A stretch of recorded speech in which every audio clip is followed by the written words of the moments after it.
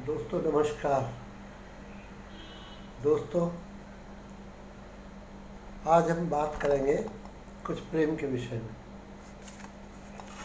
दोस्तों प्रेम के अनेक रूप होते हैं, अनेक अलग अलग किस्म। आप ज़्यादा करके प्रेम का मतलब, मोहब्बत का मतलब यही समझते हैं एक लड़की और एक लड़के का प्यार।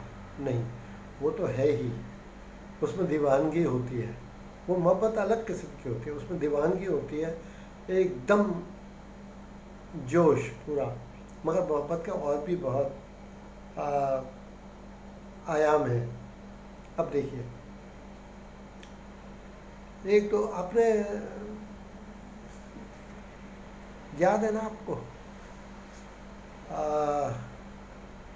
सीता सीता जब राम और सीता जब वनवास के लिए गए थे, तो यस, प्रेमवशी तो सीता गई थी राम के साथ वनवास के लिए।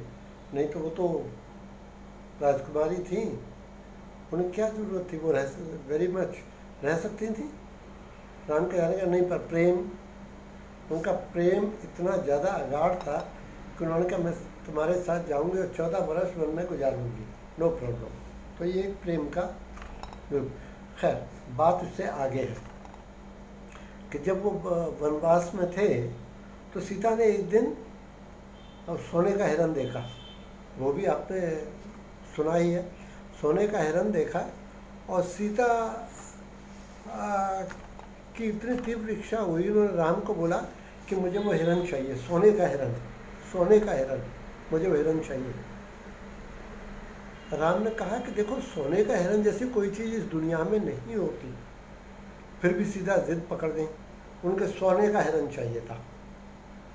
राम गए, राम भी प्रेमवश होके गए सोने के हिरन के पीछे। और बाकी की कहानी आपको याद है कि रावण उठा ले गया उनको।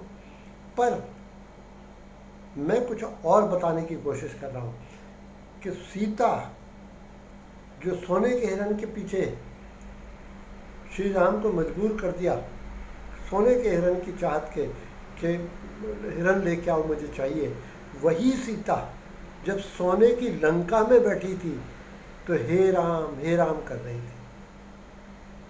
तो दोस्तों, ये है प्रेम। प्रेम को डिफाइन करना दरअसल एक बहुत ही मुश्किल काम है। ये वक्त के हिसाब से अपना आयाम बदलता रहता है। अब देखिए, आजकल ही क्या है प्रेम का, अक्सर आपने देखा होगा आजकल प्रेम विवाह लोग करते हैं और बड़ी जल्दी 6-8 महीने में या साल 2 साल में वो विवाह टूट भी जाते हैं। तो उसकी कोई तो वजह होगी। वजह दरअसल ये है कि आप जब प्रेम में होते हैं तो आपको मालूम है, आप अपना बेस्ट लेके, आप अपना सबसे सर्वश्रेष्ठ जो आपके अंदर है वो आप प्रेमिका के सामने लाकर पेश करते हो। वही हाल प्रेमिका का होता है, वो भी अपना बेस्ट, प्रेमी को जब भी मिलती है तो लाके उस अपना बेस्ट के साथ आते हैं दोनों एक दूसरे को मिलने के लिए, और अपना बेस्ट टाइम गुजारते हैं पूरा प्रेम पूर्वक। उस वक्त कहीं और कुछ नहीं होता सिवाय प्रेम के। फिर शादी होती है तो वही जो प्रेम का जो वक्त उन्होंने गुजारा होता है, उसी को दिमाग में रख के वो लोग प्रेम विवाह करते हैं। और उसमें क्या होता है कि वो 7 फेरे जो पंडित दिलवाता है वो तो ठीक है, मगर समहाउ द अदर वो दिल का जो 8वां फेरा होता है ना, वो नहीं ले पाते। कहने का मतलब ये कि जो भी शादियां टूटती हैं उनमें 7 फेरे तो लिए जाते हैं पंडित जो दिलाता है, मगर दिल का जो, मन का जो 8वां फेरा होता है वो लोग वो नहीं लेते। और जिसने भी मन का 8वां फेरा लिया है वो शादियां कभी नहीं टूट सकती, वो टूट ही नहीं सकती, कि वो प्रेम का फेरा होता है। उसको रीति रिवाज का फेरा नहीं होता, वो प्रेम का फेरा होता है कि अब हमारा जन्म जन्म का साथ है, अब ये कभी नहीं टूटेगा। फिर चाहे कितनी भी तकलीफें आए, तकलीफें तो देखिए हर किसी की ज़िंदगी में आती हैं, वो जीवन है तो दुख सुख लगे रहेंगे, उससे आप इनकार नहीं कर सकते। बहुत से लोग हैं, बहुत से लोग साहब, वो तकलीफों से बड़ी जल्दी घबरा जाते हैं। तो ऐसे ही एक युवक था, वो किसी साधु के पास गया, बहुत परेशान था शादी के बाद, शायद वो मन का 8वां फेरा नहीं ले पाए होंगे, ऐसा ही कुछ होगा। बहुत परेशान था, तो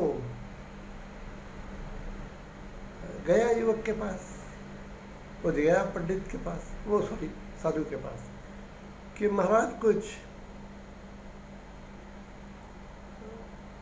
बहुत परेशान हूँ शादी के बाद। दरअसल होता क्या, मैं बताऊं कि शादी के बाद प्रॉब्लम्स, जिसे बोलते हैं ना प्रॉब्लम्स, वो अभी आपके जीवन की अपनी प्रॉब्लम, जब तक शादी नहीं हुई, तो शादी के बाद आप सोचते हैं, अगर पहली बात तो आप कभी सोचते नहीं कि कोई प्रॉब्लम आएगी शादी के बाद, और आएंगी भी तो चलो डबल हो जाएंगी प्रॉब्लम, मगर ऐसा नहीं होता दोस्तों। शादी के बाद प्रॉब्लम डबल नहीं होती, वो मल्टीफोल्ड हो जाती है। कि आप दो हैं, मगर आपकी कितनी प्रॉब्लम्स खुद की हैं, और जो आपका पार्टनर आपके साथ है उसकी भी अपनी कितनी प्रॉब्लम्स हैं, वो जब इकट्ठे आते हैं तो मल्टीफोल्ड प्रॉब्लम्स हो जाती हैं। और अगर माफ़ कीजिए, अगर आपने 8वां फेरा नहीं लिया दिल का, तो वो प्रॉब्लम आप नहीं झेल पाते और फिर बुरी तरह परेशान होते हैं। तो वो किसी साधु के पास गया, ये खैर थोड़ी मजाक की बात है, वो साधु के पास गया और जाके बोला, महाराज, उसने पूरा प्रवचन वगैरह सुना, जो अच्छी अच्छी बातें साधु करते हैं। उनके आश्रम में गया था, तो बड़ी पब्लिक थी, सब बड़े लोग आश्रम में सुनने आते। तो जब प्रवचन ख़त्म हो गए, उन्होंने जीवन के बारे में बातें बताई, बहुत कुछ बताया, जिससे वो इम्प्रेस हुआ। जब वो ख़त्म हो गया प्रवचन, वो कहीं पहाड़ पे साधु महाराज ने बना रखा था आश्रम, वहाँ गया था।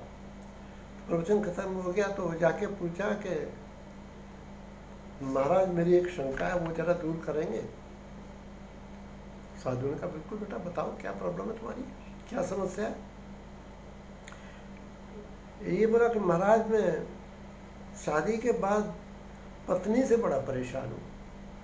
दरअसल ऐसा होता है, क्या आपको वो पत्नी की, आपको लगता है कि वो परेशानी आपको पत्नी दे रही है, और पत्नी को वैसा ही लगता है कि वो पति की वजह से परेशानी है। पर दरअसल ऐसा नहीं होता। परेशानियाँ हर किसी के जीवन में होती हैं, इसमें कोई ख़ास बात नहीं है। पर उस वक्त आप नई शादी की बात होती तो आपको ऐसा लगने लगता है।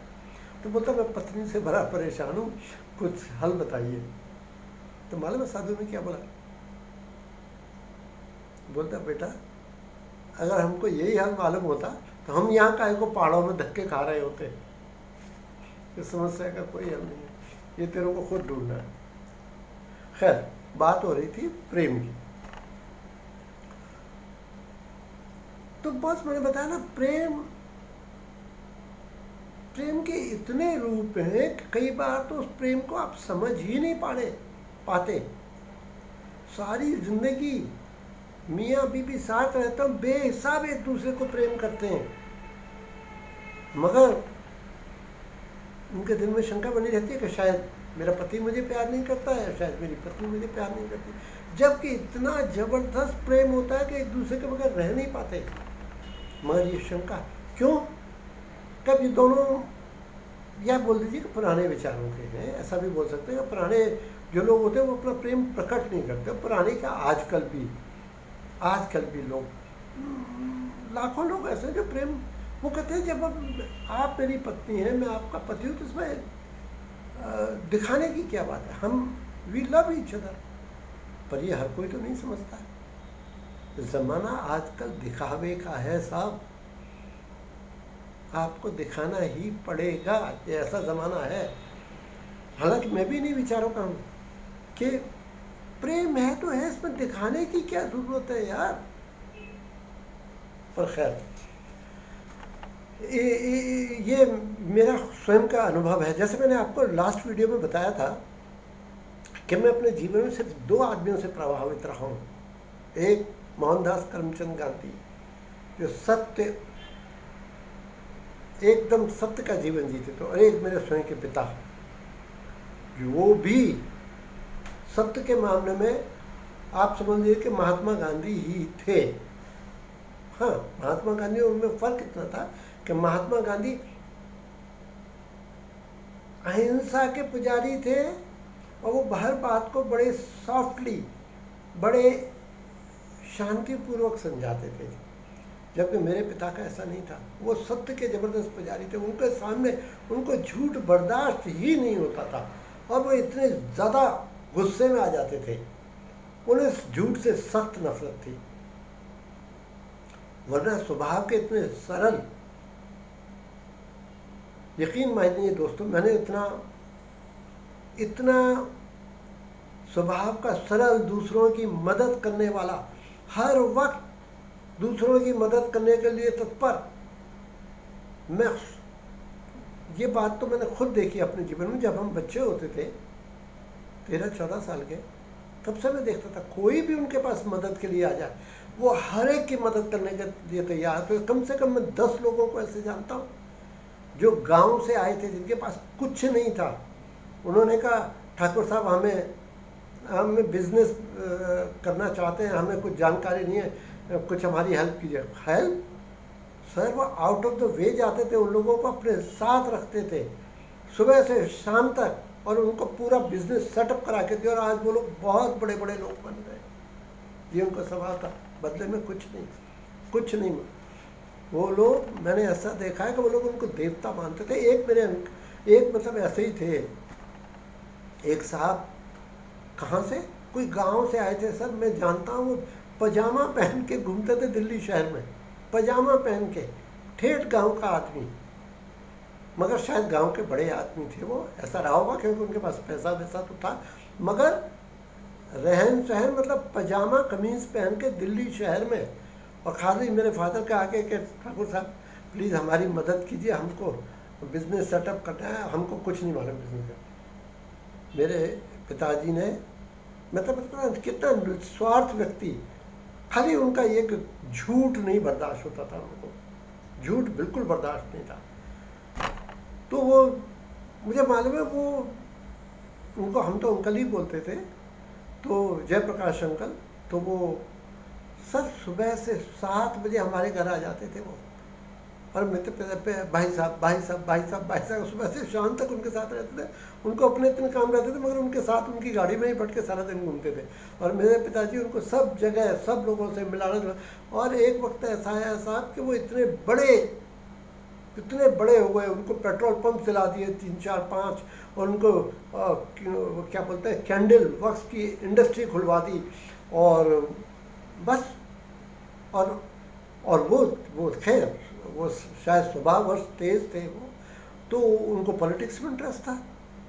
तो मुझे आज भी याद आता है कि पॉलिटिक्स में उनको इंटरेस्ट था, और उस वक्त मोरारजी भाई देसाई की प्राइम मिनिस्टरशिप में जनता सरकार की गवर्नमेंट बनी थी, और उनका जनता सरकार में, क्योंकि उनको पॉलिटिक्स में इंटरेस्ट था, उन्होंने अपने रिलेशन बनाए राजनारायण जनता सरकार में, शायद हेल्थ मिनिस्टर थे या क्या थे वो मुझे याद नहीं है। वो हर वक्त उनके राजनारायण उनके घर में आके पड़ा रहता था। मतलब एक ऐसा था, राजनारायण की बहुत चलती थी मोरारजी देसाई की गवर्नमेंट में, वो नया प्रयोग था ना। और इंदिरा जी की सरकार गई तो जनता पार्टी ने सरकार बनाई थी। मतलब मुझे बहुत सी मालूम है कि जो चाहो, वो मेरे अंकल जयप्रकाश गुप्ता जो थे, जो चाह, मतलब मेरे अंकल बोले थे, उनको पिताजी ने वो बिजनेस सेटअप कराया था, मगर मतलब ऐसा था कि वो जो बोलते थे, किसी का कोई काम हो, क्योंकि राजनारायण की चलती थी, तो जो काम हो लोगों के काम करा के he became a power broker. उन्होंने बेहिसाब पैसा कमाया, उसके बेहिसाब पैसा बनाया। मगर यस, मेरे पिताजी का ये आलम कि वो राजनारायण के घर में बैठा है, 4-6 और मिनिस्टर बैठे हैं कभी भी कहीं भी, और वो जब जानते, जब आदमी पॉलिटिक्स में झूठ तो आम बात है ना, झूठ ही बोलते हैं 24 घंटे वो लोग। तो मेरे पिताजी अगर पार्टी में है, उनका पार्टी चल रही है, ड्रिंक्स वगैरह हो रहे हैं, और जयप्रकाश जी जिनकी इतनी वो थी, ये मतलब पावर ब्रोकर, इतने बड़े बड़े मिनिस्टर बैठे और उन्होंने कोई ऐसी जरा फेंकी और मेरे फादर बैठे थे और फौरन बोलते रहे, अरे जयप्रकाश तू यार ज़्यादा बकवास झूठ मत बोल।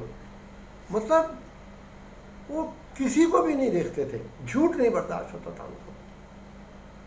और तो आप जानते जब आदमी की एक जगह बन जाती है, जैसे भी बने, तो झूठ वूठ चलता है फिर तो, पर उनको बर्दाश्त नहीं होता था। तो एनीबडी फील इंसल्टेड, अगर ठीक है आपने उनको बनाया मगर उनको फिर असहज तो महसूस होता है कि वो कहीं भी सबके सामने अरे लाला झूठा तू दुनिया भर का, ये हाल। खैर मतलब मैं ये बता रहा था कि इतने सरल स्वभाव के, सबकी मदद करने वाले इंसान और इतने ज़्यादा मिलनसार, गांव-गांव के दूर दूर से लोग आते थे। हम भी गांव के ही रहने वाले थे उस ज़माने में, मैं तो पैदा ही हुआ था खैर, और मैं पर ये तो तब तक तो मैं 12-13 साल का था जब ये सब किस्से की बात बता रहा हूँ। तो साहब मतलब he was too good a man. मैंने जब कहा ना मैं 2 ही इंसानों से प्रभावित हूँ, तो अब आप बोले महात्मा गांधी से क्यों प्रभावित हो, तो ये तो बेवकूफ़ी की बात होगी। महात्मा गांधी वो सच का पुजारी आदमी, उसका कोई अपना इंटरेस्ट नहीं, उसे अपनी ज़िंदगी से कोई मतलब, उसका सिर्फ एक वो कि हिंदुस्तान को आज़ाद कराना है। वो लड़ाई झगड़े से तुम्हें करा नहीं सकता आज़ाद। अंग्रेजों की साम्राज्य के सामने लड़ाई झगड़ा थोड़े करके, लड़ाई झगड़े से तो लोग कर ही रहे थे। सुभाष चंद्र बोस थे, शहीद भगत सिंह थे, कौन कौन थे, चंद्रशेखर, कितने लोग लगे हुए थे, पर ही नहीं हुए कि सारी ज़िंदगी लगे हुए और 10 जन लेने मगर हिंदुस्तान आज़ाद नहीं करा पाए। साम्राज्य था साहब अंग्रेजों का, उनके सामने आप हिंसा से थोड़ा ही जीत जाओगे कभी। खैर बात कुछ और थी मेरे फादर की। हाँ, तो मुझे एक वाकया याद आ रहा है कि एक गांव से साहब आए। अब हम तो छोटे, मैंने बताया ना 12-13 साल के थे, स्कूल जाते थे। तो एक साहब आए, उन्होंने कहा कि ठाकुर साहब, वो भी ठाकुर थे और ठाकुर की मदद तो करेगा ही, ये कहने की बात ही नहीं है। पर खैर वो तो मेरे फादर का मिलनसार स्वभाव, सारे रिश्तेदार, और जितने ज़्यादा गरीब उसके ज़्यादा वो और ज़्यादा क्लोज हो जाते थे, ना जाने क्यों। उनका ये था कि लोगों की मदद, गरीबों की मदद करना चाहिए। खैर हाँ, पॉलिटिक्स में कभी उनको इंटरेस्ट नहीं था, दैट्स फॉर श्योर। तो साहब वो आए और उन्होंने बोला कि ठाकुर साहब ऐसा है कि वो गांव की आपस की दुश्मनी में मेरे लड़के ने किसी का मर्डर कर दिया, आपसी दुश्मनी में, और मेरा तो एक ही लड़का है और मेरा कोई नहीं आगे पीछे, और उसको नीचे कोर्ट से फांसी की सज़ा हो गई, हाई कोर्ट से भी फांसी की सज़ा हो गई और सुप्रीम कोर्ट से भी फांसी की सज़ा हो गई है। अब उसकी मर्सी अपील पेंडिंग है राष्ट्रपति के पास। तो आप प्लीज़ किसी तरह करके मेरे बेटे को बचाइए। मेरे फादर ने, हमको नहीं मालूम है, बताया ना, तो 12-13 साल का था, ये बात मैंने सुनी, डिस्कशन होता था घर में, तो मैं भी सुनता था। तो अब हमारे फादर तो पॉलिटिक्स से तो कुछ लेना देना ही था, लेना देना था ही नहीं, पर उन्होंने कहा अच्छा मैं देखता हूँ मैं क्या कर सकता हूँ, कोशिश करूँगा। खैर साहब हुआ और कुछ महीनों बाद पता चला कि वो लड़के को राष्ट्रपति ने क्षमादान दे दिया और वो अपने घर वापस आ गया। मेरे पिताजी का बड़ा नाम हुआ साहब। हम डिस्ट्रिक्ट अलीगढ़ के रहने वाले हैं, तो वहाँ अलीगढ़ डिस्ट्रिक्ट में, पूरे डिस्ट्रिक्ट में उनका बड़ा नाम हुआ। नाम ये कि अरे साहब ठाकुर साहब हैं, उनके तो इतने ताल्लुक आते हैं, राष्ट्रपति से ताल्लुक आते हैं, और साहब बहुत बड़े आदमी हैं और स्वभाव से सरल तो थे ही वो, और सच के पुजारी। तो means he was a very good man. पर साहब इस कहानी का दूसरा पहलू देखिए कि मेरी अपने फादर से कभी नहीं बनी, मतलब he was too good a man. मगर मैं अलग ही स्वभाव का, मेरी बेफिक्री, मैं कभी मतलब आदर्श ढांचे में चला ही नहीं, पढ़ाई लिखाई में कुछ खास तो था ही नहीं कभी। मेरी एक पता नहीं अजीब सी बेवकूफ़ी भरी ज़िंदगी जिया, सारी ज़िंदगी स्वतंत्र, मुझे पूरी तरह स्वतंत्रता शुरू से चाहिए थी। तो घर वालों ने, मेरे फादर तो he used to love me, पर बाप बेटे को उस ज़माने में रिलेशन ऐसा था ना कि प्रदर्शित नहीं किया जाता था। कि आई लव यू, जो आज का ज़माना है, बाप बेटे को आई लव यू, बच्चे भी बोलते रहते हैं love you dad and all that. वो ज़माना अलग था साहब, आज से ये कुछ 60 साल पहले की बात बता रहा हूँ, 60 ईयर्स बैक, 60 ईयर्स बैक। कहाँ था वो ज़माना, दुनिया ही अलग थी। पिताजी एकदम पूज्य होते थे, मगर पूज्य तो मेरे लिए थे, इसमें कोई शक नहीं, मगर बहुत गुस्सा रहते थे मेरे से, बहुत ज़्यादा।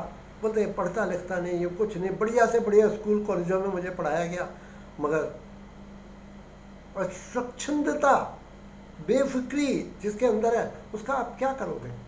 उन्होंने बहुत कोशिश की, यकीन मानिए मुझे बहुत याद पड़ता है।